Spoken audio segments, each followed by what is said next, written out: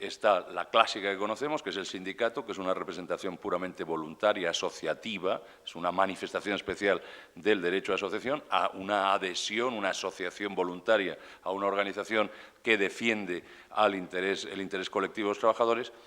Pero hay dos fórmulas que son interesantes porque, naturalmente, esa representación voluntaria en un sistema complejo, en un sistema de Estado social avanzado, en un sistema de democracia avanzada, requiere que el sindicato sea un elemento central de la gobernación, de la gobernanza, tanto del sistema de relaciones laborales como de la propia empresa.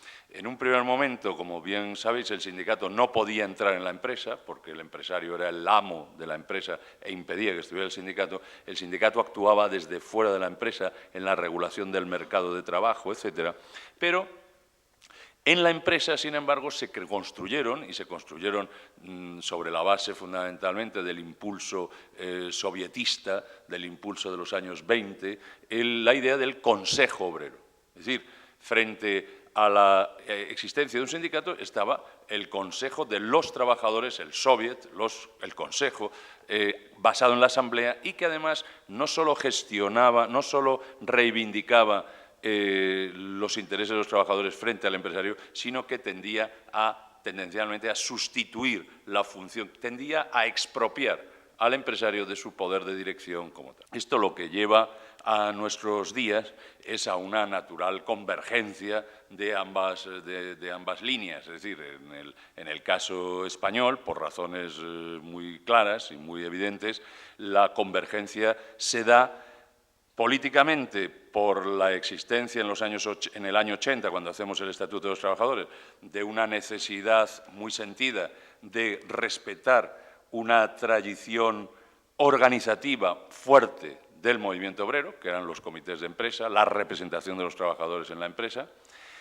que a su vez estaba plenamente sindicalizada mediante un extraño mecanismo, sobre todo, bueno, un extraño mecanismo entonces, para hoy a nosotros nos parece lo más normal, fundamentalmente volcado en la negociación colectiva, y es la utilización de la audiencia electoral en esos comités de empresa como manera de medir la representatividad, el peso que tiene cada opción sindical en orden a la negociación colectiva. Luego eso se generará, luego esto se ampliará, pero en principio el mecanismo del Estatuto de los Trabajadores era ese: consolidar la representación, consolidar formas organizativas estables que estaban sindicalizadas y aprovechar la sindicalización a través del proceso electoral para medir el peso que podían tener ciertas opciones sindicales en la negociación colectiva, no en la empresa, sino fundamentalmente en la rama, etc.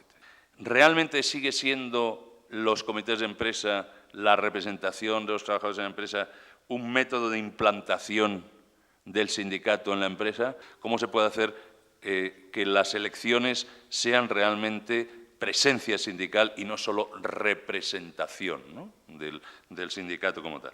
Y luego, se puede hablar todavía del comité de empresa, que es uno de los grandes argumentos en contra, ¿no?, de la representación unitaria. Sigue siendo a través del comité de empresa como se visibiliza, se hace visible la unidad de los trabajadores. Bailo habla ahora mismo de si el modelo de representación está muy relacionado con el fordismo y dice que ya estamos, o sea, sociedad industrial, ahora estamos en la sociedad de la información, por lo tanto parece que hay que ir cambiando algunas cosas. Pues en este caso yo creo que los instrumentos se nos están quedando un poco obsoletos. Por lo tanto, desde ese punto de vista, ¿qué es lo que tenemos? Una representación que en la empresa cada vez más está basculada no al comité de empresa. El comité de empresa es cada vez más nominal. Realmente quien funciona en las empresas son los sindicatos. Esas son las indicaciones de los sindicatos, y al decir sindicato me estoy refiriendo, en este caso, allá a las federaciones de ramas, etcétera, etcétera. Probablemente esto abunda en lo último que ha dicho Bailo, es decir, ¿es hoy válido el comité de empresa tal cual está en el contexto que está? Yo quiero terminar con algunas cuestiones de apuntar, algunas líneas de propuesta de cara a lo que tiene que ser el trabajo colectivo y, lógicamente, de todos y todas, cada uno en su ámbito. Hay una parte que son modificaciones legislativas, que bueno, ya ha apuntado Bailo, yo no voy a señalarlas, son nuevos derechos, fortalecimiento de las secciones sindicales, y hay otra parte que sí nos compete, y eso no nos lo tiene que dar ninguna ley, que es el tema del desarrollo organizativo.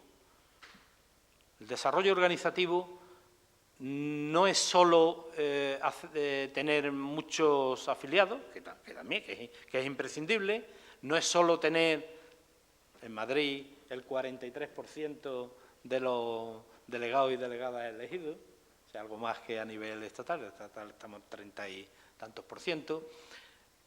Sin embargo, yo creo que hay algo que es consustancial con todo eso, que es precisamente la participación en la construcción de las decisiones.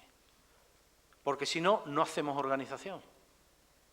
Estaremos creando órganos, estaremos creando estructuras, estaremos cada uno que le llame como quiera. Hoy estamos en un 7% de la tasa de afiliación y, por lo tanto, no podemos eliminar un mecanismo, como decía antes Antonio, que nos avale en cuanto a representatividad externa. Y es que nosotros tenemos una estructura de 12 federaciones, espero que el año que viene, si todo va bien, solo seamos 10, pero eso no arregla nada.